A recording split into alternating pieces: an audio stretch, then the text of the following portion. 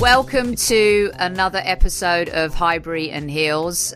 To be honest with you, I have no idea what episode number this is. It's been 3 weeks since we last recorded. A lot has happened in that 3 weeks, which we'll get to.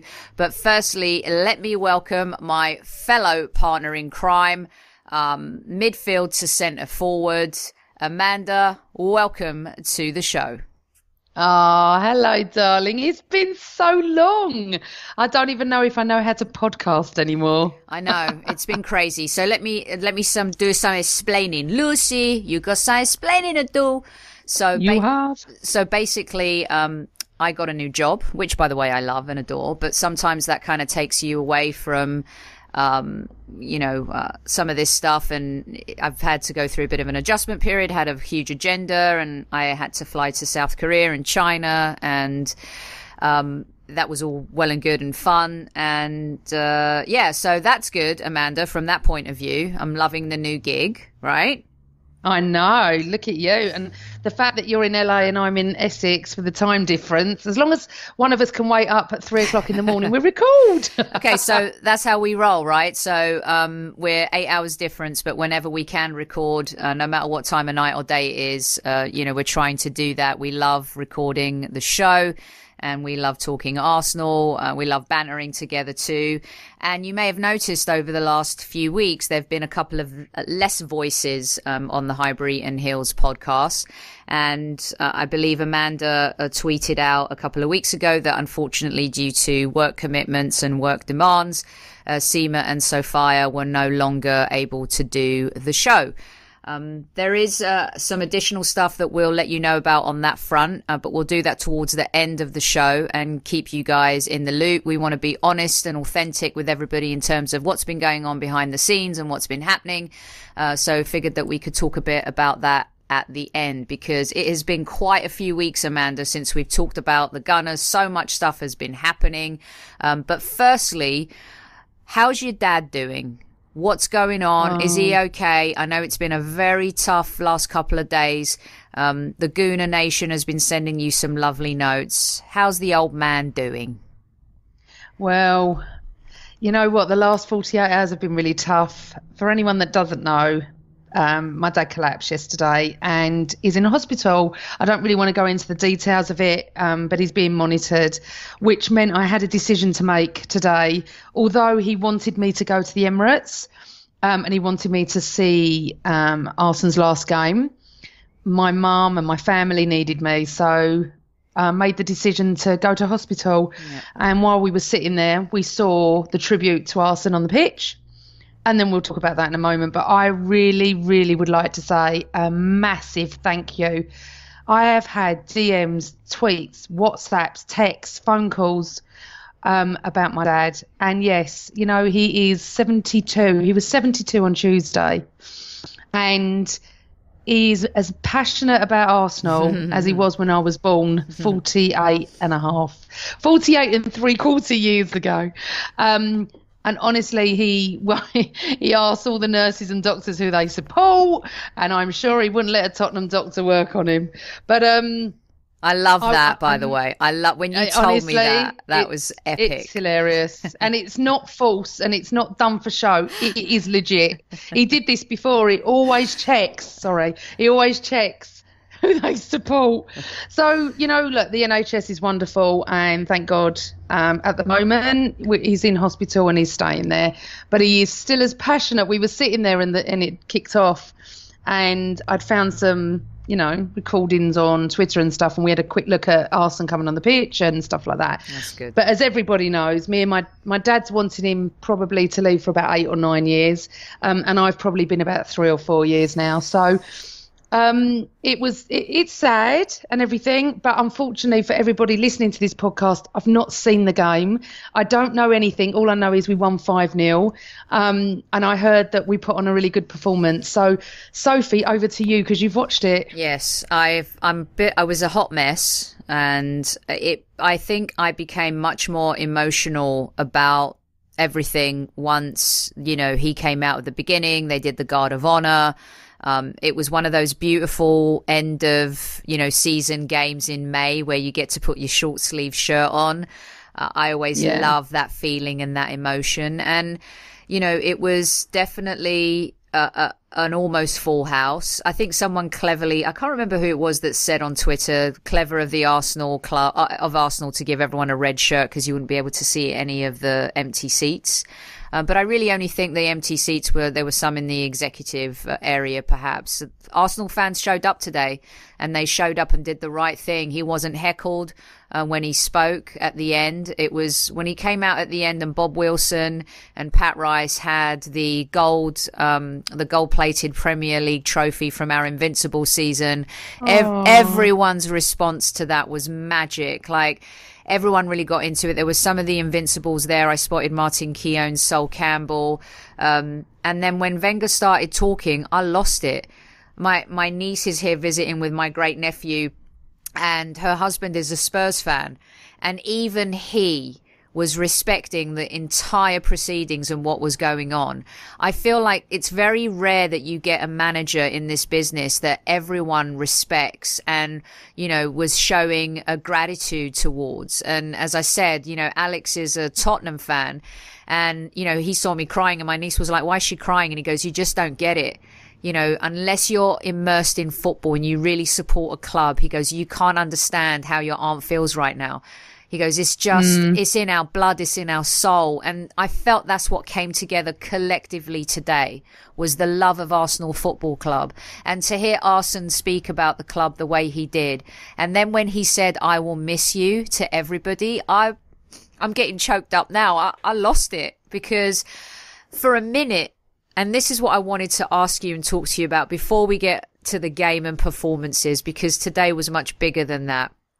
I felt like there was a part of him, and maybe this is just my Sostradamus intuition, that felt a little betrayed, right? So yes, we've wanted him gone for a long time. Yes, we've wanted change, but I don't think anyone wanted it at the cost of things ending ugly or bad. And I think we all agree it was a season horribilis where some horrible things happened. And the minute fans started staying away, that's when the club took notice. And, you know, I'm a firm believer in the fact that he was asked to stand down. He would never leave before the end of his contract. And there was part of me also, Amanda, that felt like maybe a little bit along the way, despite winning the 3 FA Cups in 4 years, that maybe we betrayed him a little bit. I felt a sense of guilt. I haven't been part of the brigade that want to fly aeroplanes, and that's not what you and I have ever been part of. We've definitely been vocal. You've been a very strong voice about Wenger out.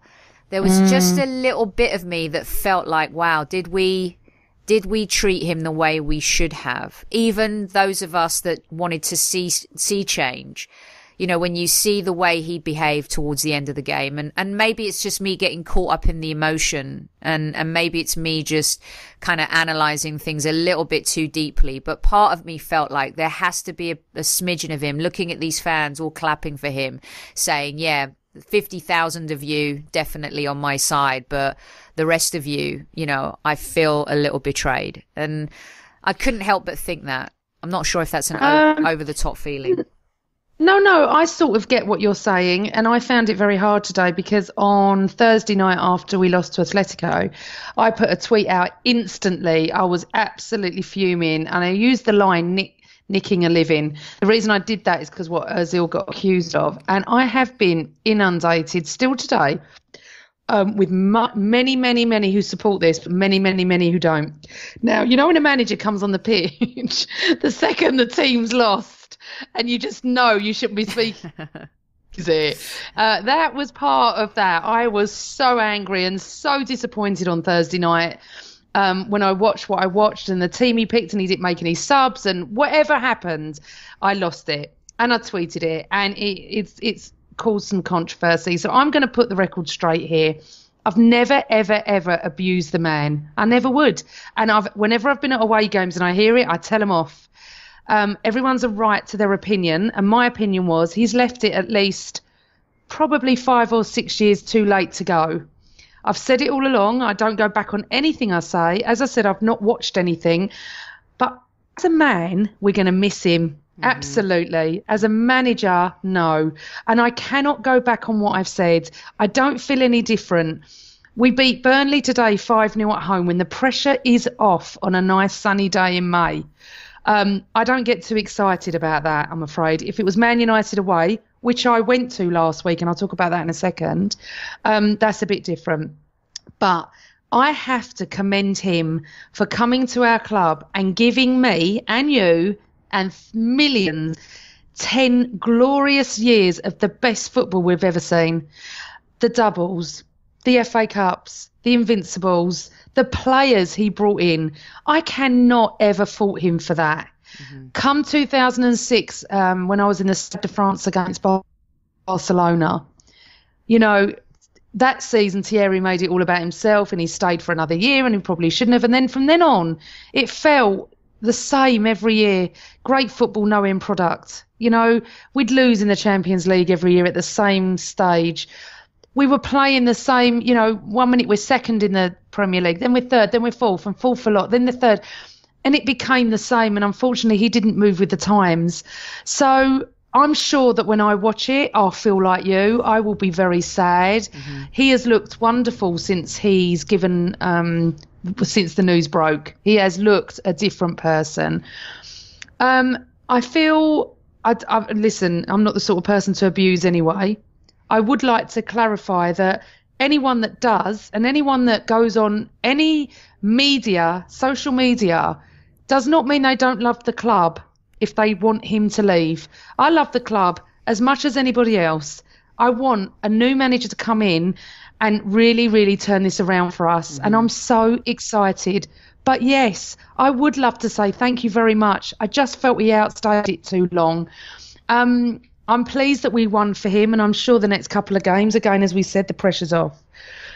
I don't feel guilty, no, and I haven't watched it, as I said. I feel, as a man, he's wonderful. He really is, but as a manager, no, Soph. Yeah, and I respect what you just said, totally, and I feel like I definitely have got caught up in the emotional side today. There's no doubt about that. I'm very aware of it, especially when you hear him speak the way he speaks. As I said, you kind of then forget about the way the season's gone, some of the tactical decisions, some of the picking of the players and all of that stuff. But I think it was really cool that, you know, collectively we were able to come together as a fan base and give him the send-off that he really deserved. And I think the other thing I got caught up in was the nostalgia. You know, the fact that we are never, ever, Amanda, going to see this again. A manager being manager of a Premier League club for 20 years. This isn't going to happen in 20 years' time. No, it's phenomenal what he and Sir Alex Ferguson have done. And let's just touch on that real quick, because I know you were at United last week, and I don't want to go forwards to go backwards, but we have to a little bit here.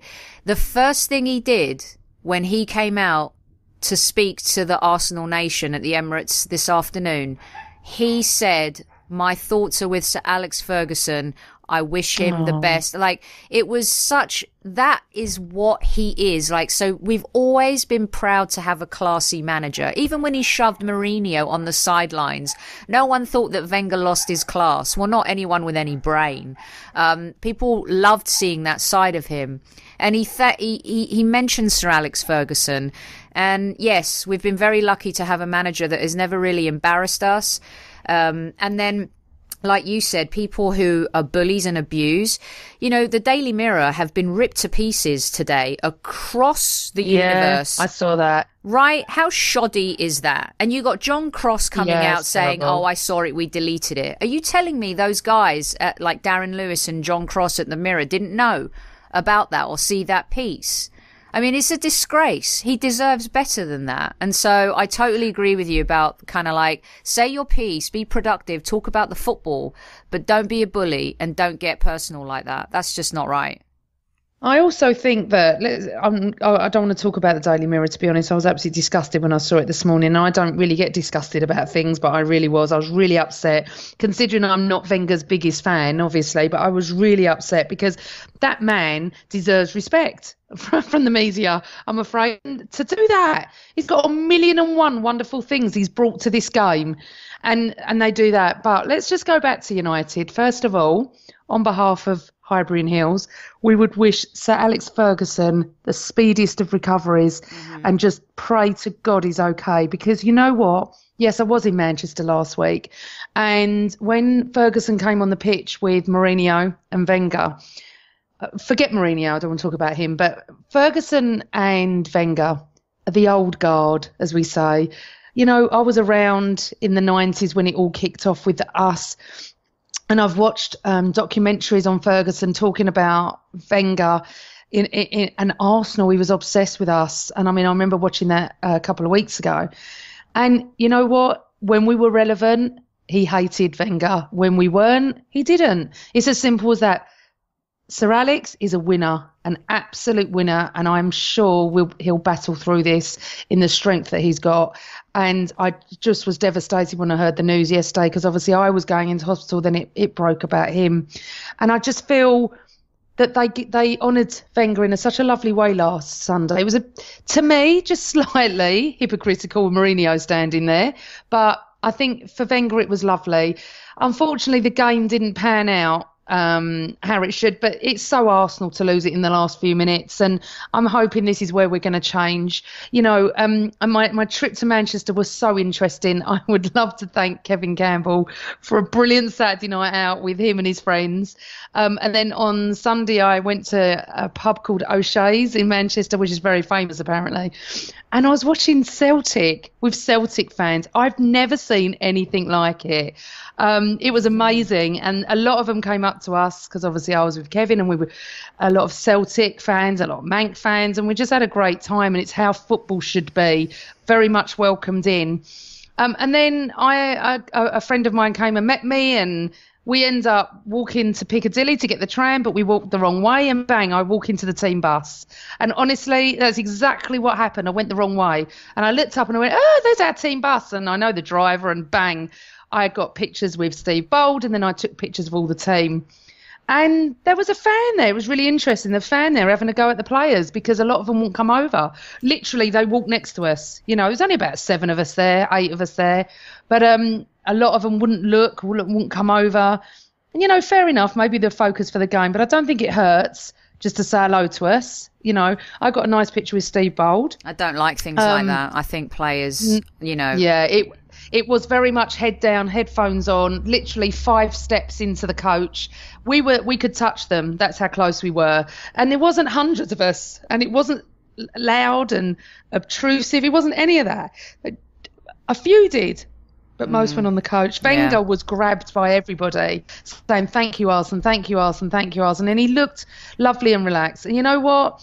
As I said before, you know, United away, maybe next year we might actually be able to beat them, because they weren't that great. I don't know how they're second. I said to a steward, funny enough, who I was very close to, I said, I don't know how you're second. I don't think they do. Side. I don't think they do they? I mean, it's... Liverpool were not second with what they've got up front. I'll never know. But, you know, I just feel that sometimes the players could be a bit more friendlier to the fans. As I said, there weren't hundreds of us, Soph. Literally 6 or 7 of us standing there, a couple of kids, and a bloke went nuts at them. How dare you?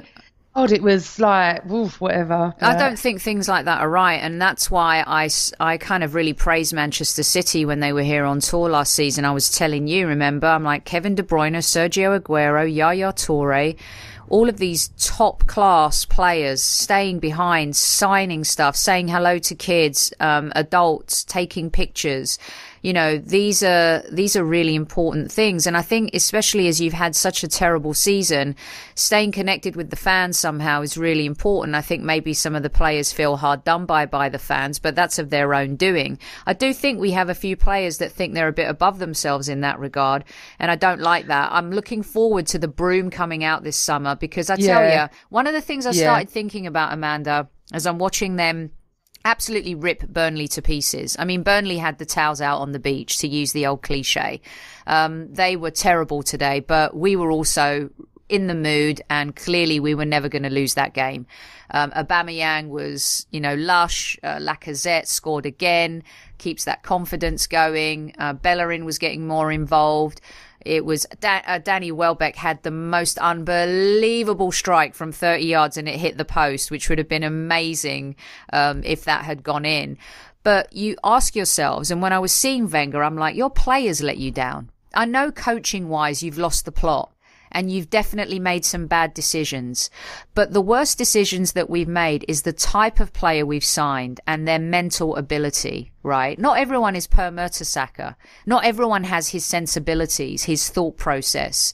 You know, to me, he's one of the best professionals, I think, that has played for Arsenal. Ozil showed up today. Again, he's injured. His back hurts or whatever. Then he shows up at the end of the game wearing a hat all in white with his cut up jeans and stuff like that.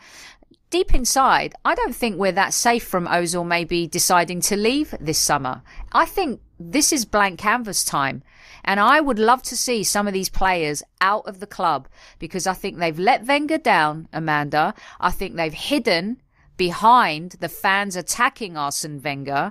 And I think that it's high time we took a brave stance as a club and said, you know what? You're not good enough for this club. It's never going to improve. You're going to be we're selling you this summer. I would love to see that. But I do agree. I just want to go back to something that you just said, and that's the word connected. We don't feel connected to them. It's getting worse and worse and worse. And I think it's the time, obviously the time was right for me a few years back, but definitely time has come for that. And I'm hoping the new manager does sweep, as you said. And it's going to be exciting, Soph, because we can't surely play how we've played for 20 odd years. It's got to be different whoever comes in. We don't know who's coming in. We've heard different stories and different things. I never surmise because I don't do that in the transfer window. Whoever comes in needs to come in pretty quick because he's got to know his targets for July and August. So, look. Well, the rumour is, isn't it? The rumour is that Buvac is coming in. Jurgen Klopp's number 2. Yeah, and you know what? I wouldn't be. I'm not adverse to anyone, to be honest, because I always say the same thing. You know, you could buy Messi and he could be rubbish at Arsenal. I'm not being funny.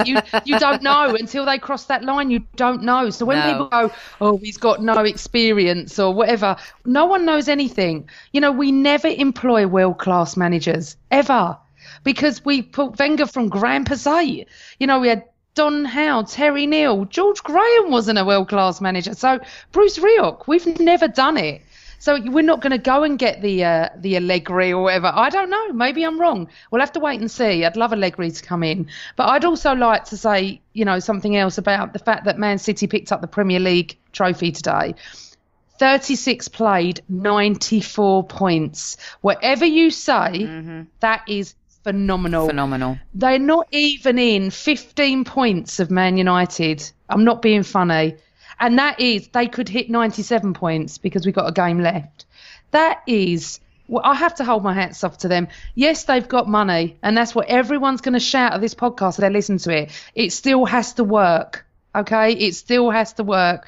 You look at, I honestly cannot believe United are second. But anyway, so I'd like to say congratulations to City. I would also, I want to commiserate saying Stoke have gone down.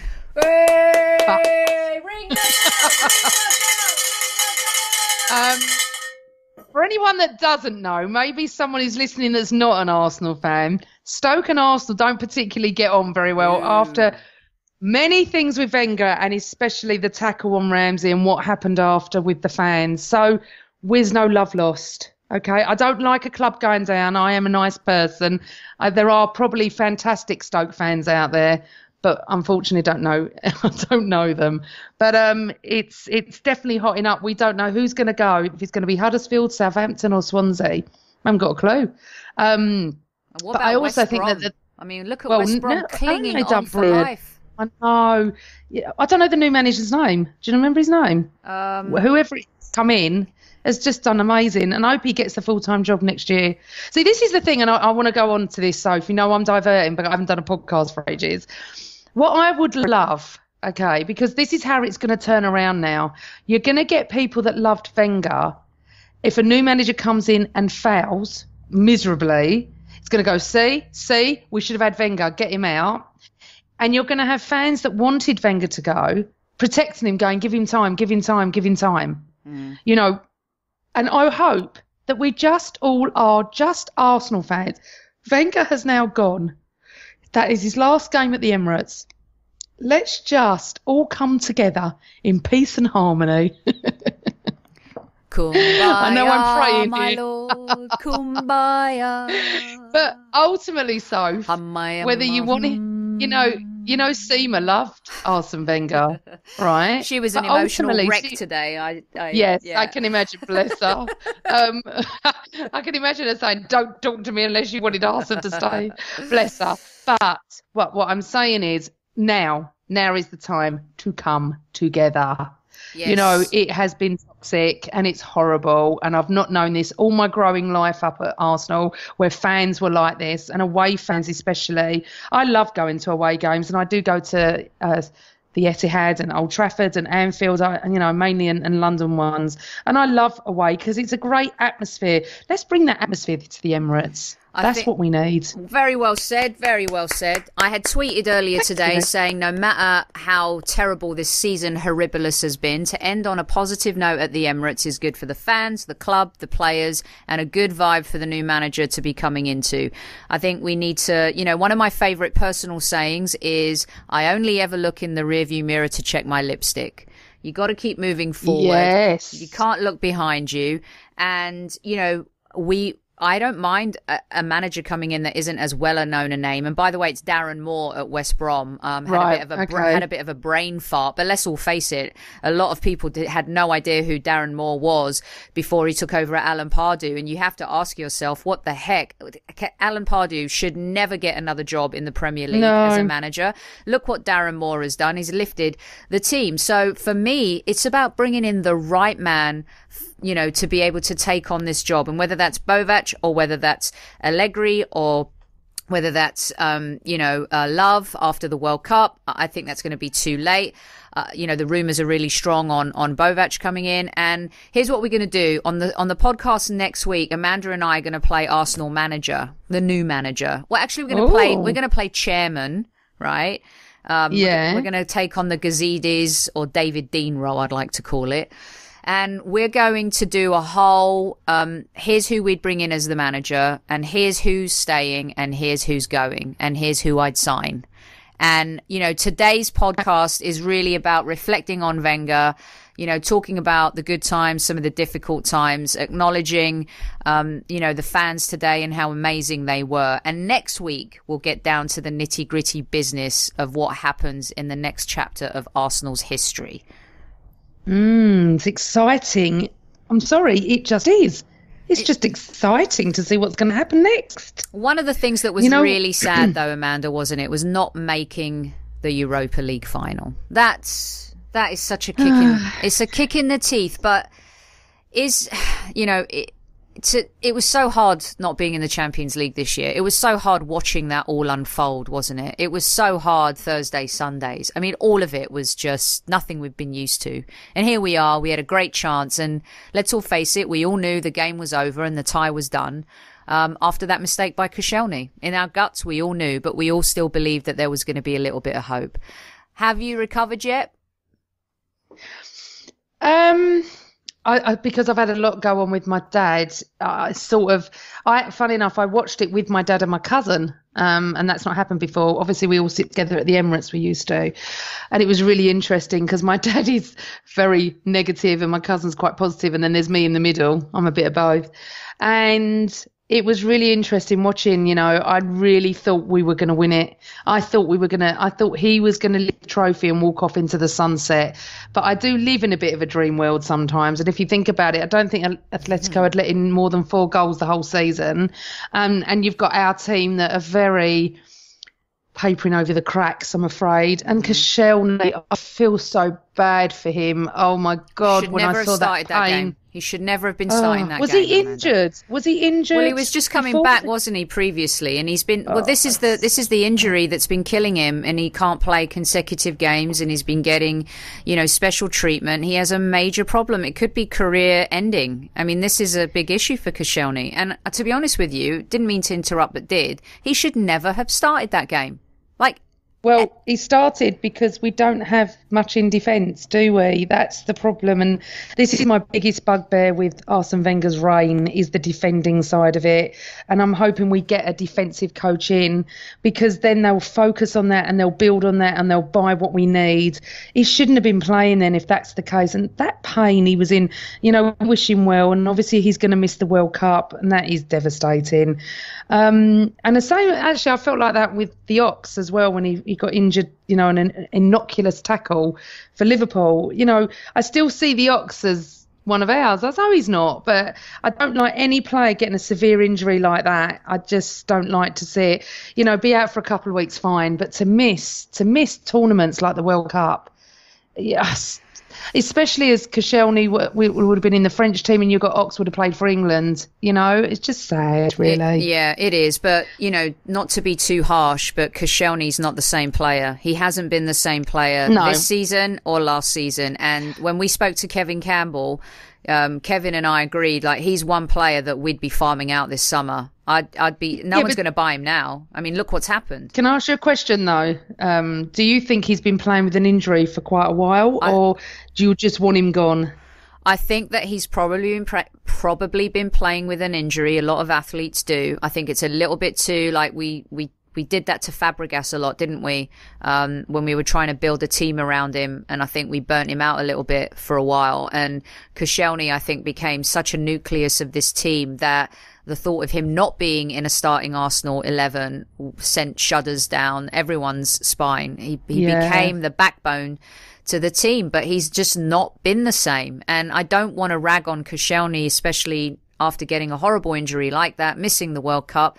But he just hasn't been good enough. I mean, for me, I'm not sure he would have even been starting for France in this World Cup. So, it's definitely a difficult one. And he's been huge for France. Don't get me wrong, but I'm just being honest. I just don't think he's been good enough. And I think, one of the things most of us would like to see, which is why some people would like Simeone, is because of the way he builds from the back. It's going to be boring football, right? And I don't think any Arsenal fan wants Mourinho boring football.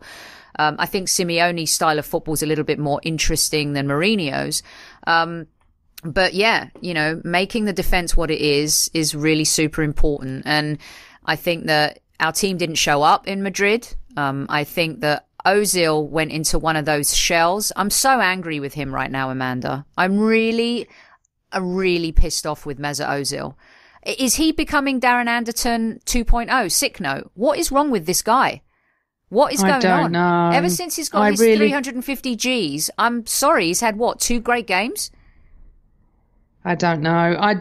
I don't feel he was the worst player on the pitch Thursday night, and I say this often, that I think the man is sublime and got class, and I think the players around him are not what he's used to, because he does it for Germany. You can't just be the kind of player that excels when you're surrounded by your German teammates. I mean, and then at Real Madrid, he's surrounded by world-class players. But that shows you that, is the argument true then, that what some people say about Ozil? Because if he's that world class, he should be carrying this team on his shoulders. And look, I think he's so talented, and we see moments where you feel like he could win the Ballon d'Or. But this inconsistency at 350 grand a week, I need a little bit more ROI, mate. I'm sorry. Okay. Anyway, let's see what happens when the new manager comes in. That's all I'm going to say. Moving on, because I do have a lunch date. Yeah. I do have a lunch date in Newport Beach, as you know. Unfortunately, it is with a couple of Spurs fans, but I think I'll make it because I'll just have mimosas, right? I think you'll make it. Okay. I think you'll make it. Let's give a shout out to a couple of people too. On next week's show, hopefully we'll also have an Arsenal fan of the week with us, Amanda. But one of our favourites, Mark, ran the London Marathon too, didn't he? And he did. Bless him. So shout out to Mark. Well done for running the London Marathon. I think he's survived and he's been recovering for the entire week. He is. He was at the Emirates today, and go and follow him. He's Marky249. He's a great friend of the show. He's been on the show. He ran for a lovely charity, and he ran, I think it's 26.2 miles in the London Marathon. Wow. Yes. You know, I told you last time when Mark was on that the Greeks invented the marathon, right? Yes. Yeah. Is Mark Greek? No, Mark's not Greek, but I was thinking where this is going. But Mavropanos is Greek. Ah, all right. Oh, well, let me just talk about him at Man United. How good was Mavropanos? And look at me, I can even pronounce his name straight away. There's no problems. I'm so impressed. Okay. And when we first signed him, I gave the whole hoopla on Highbury Hills and did a little show reel on Mavropanos. And, you know, this is why I'm digging Sven coming to the club. Like, he found Mavropanos. He was able to, you know, really make that Mkhitaryan Aubameyang deal work. You know, maybe there's something he knows about Jurgen Klopp's number 2 that we don't. You know, there's something about him, I think, that, you know, give it some time. He's the type of person coming to the club that maybe we haven't had since the days of David Dean. But Mavropanos, he was getting stuck in today too. I think he caused an injury. I don't know. Actually, he was getting stuck in, but he was being raved about too by the broadcast team and the commentary team. And I think he's made a good impression. Throw him in there, right? I like him, Mavropanos. Yes. I even say it Greek, don't I? Mavropanos. Yes. Yeah, I think he's one for the future, and I'm looking forward to seeing him. And I'm looking forward to next season. I've never said that. I haven't said that for years. I'm actually looking forward to something different. I really am. Well, a change is as good as a rest. Well, it's, you know, change is good. It comes to us in our lives sometimes when we least expect it, and sometimes we're forced into change, and sometimes, you know, change scares people. But, you know, we talked at the top of the show about the pod, and we'll get to that. But before we do, there's 2 more things I want to get you out on. I've kind of been all over the place a bit today, but I like it because my emotions are all over the gaff. Arsene's leaving. It's reflecting on 20 years. It's thinking about what's happening next season, the horrible season we've had this year. So 2 more things I wanted to touch on before I go enjoy lunch in the Southern California sunshine, Amanda, is Thierry Henry. Obviously, he works for Sky Sports. He's contracted to work for Sky Sports. He was probably down to cover the last game of the season, wherever that was going to be. Obviously, Manchester City won the Premier League, and he's been ripped to shreds a little bit for not turning up at the Emirates. Fair or foul? Oh, as I said, I don't know anything. I cannot believe he wasn't there. I mean, what's he got to do with City? Surely he would have been on the pitch with Arsene Wenger. But before I go into one of my rants, maybe we should find out why. There must be a reason. Well, he works for Sky. He works for Sky, I don't care. He's there working for Sky.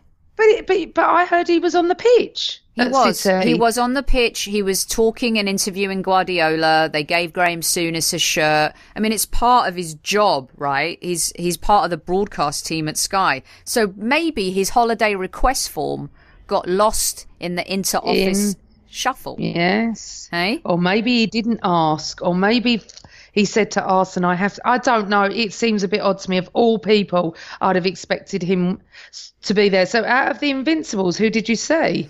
Well, from where I was standing, the only 2 people that I saw were standing and I'm sure people in stadium saw it a little bit differently. I saw Martin Keown, and I saw Sol Campbell. I think Emmanuel Petit was there. Out of, you know, players who had played for him. Yeah, so I don't know, but I just think that maybe just take a step back. Don't rip him to pieces. He was doing his job. He works for Sky Sports. Maybe he couldn't be at the Emirates that day.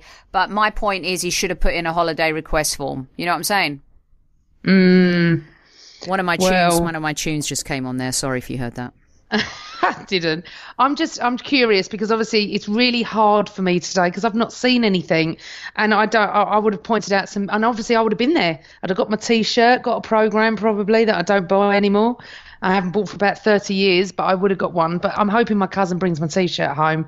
I don't know what to say. I don't want to judge until we know the facts, but I'm sure this will be pointed out on social media. Yeah, I really do. The line for the programs today, Amanda. The line for the programs. Someone sent me a picture. Yeah. Oh my God. Yeah, it was crazy. And I know that part of the ground. I walk Vice that. There's never a queue. There's always one person.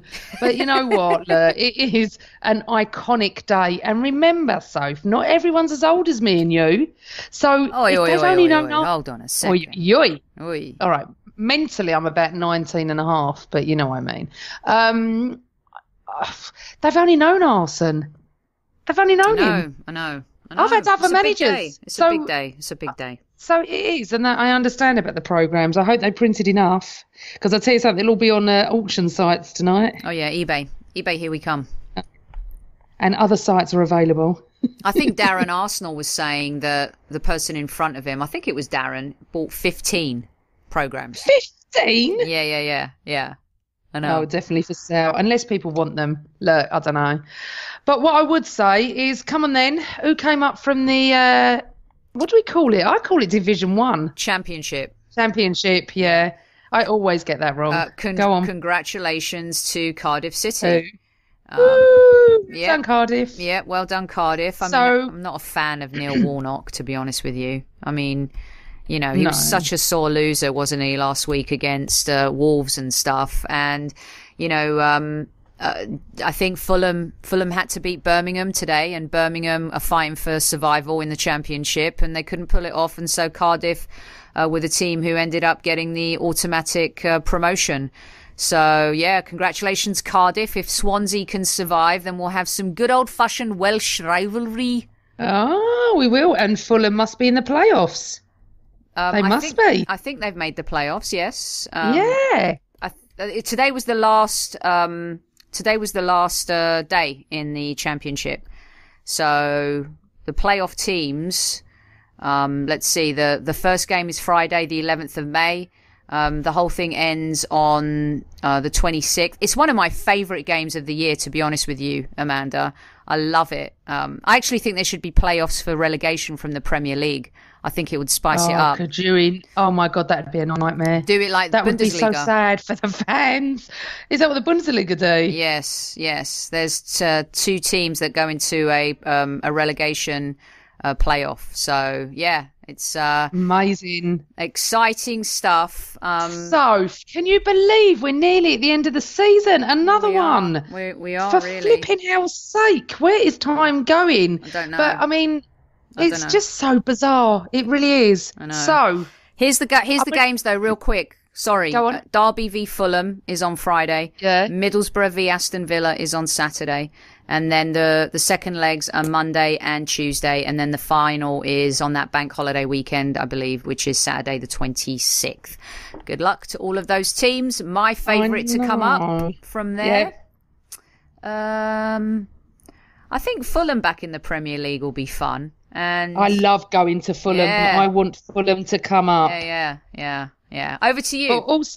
Over to me. Right. So just a couple of bits really. And I'm not really, most people who know me from the podcast or Twitter or Facebook or wherever, just being around Arsenal, knows I'm not a sheep. So I have many, many Scouse friends. Okay. And I want Liverpool to beat Real Madrid. Firstly, because I think Salah, Firmino, and Mane have just been phenomenal. If one's not scoring, the other one is. And watching Salah is just like, and I will get what Ian Wright is saying, is like Messi-esque. That he's just, when he scored that goal against Roma, honestly, it was amazing. And I can appreciate other people's football. Man United in the 90s, never liked any of them, but what football did they play? So I personally want Liverpool to beat Real Madrid, and I can't wait for that match. I think it's going to be an absolute party of football, if you know what I mean. It's going to be sublime. It's just going to be, you've got Ronaldo, you've got Salah, you know, you've got it. And I'm looking forward to that. So I wish Liverpool luck. What else have we got? I'm not really worried about the Europa League. We got a quick prediction on Leicester v Arsenal. Also, I'd like to mention that there's no Snog, Marry, Avoid, but don't you worry, people. We will be back with that next week. We just wanted to do a pod because we haven't done one for weeks on end, and we really wanted to do something to say goodbye to Arsene as well. So my predictions are for Leicester away. Oh, I think we're going to get our first points of the season. I think we can. It's not funny, Sophie. Do not laugh. We have not 1 point since January. I do think we're now going to probably get 2 wins away, and it'll be ironic. But yes, I think both will be 2-0 away. I think we'll beat Leicester 4-2 and we'll beat Huddersfield 3-1, and it'll be a really good, strong finish. So those are our predictions. And yes, SMA will be back next week. As I said, we'll reflect on the season a little bit more in depth, look at the managerial options that are out there. Get stuck in at Highbury Hills on Twitter, Facebook, Highbury and Hills. You can catch all our old shows on YouTube, Highbury and Hills.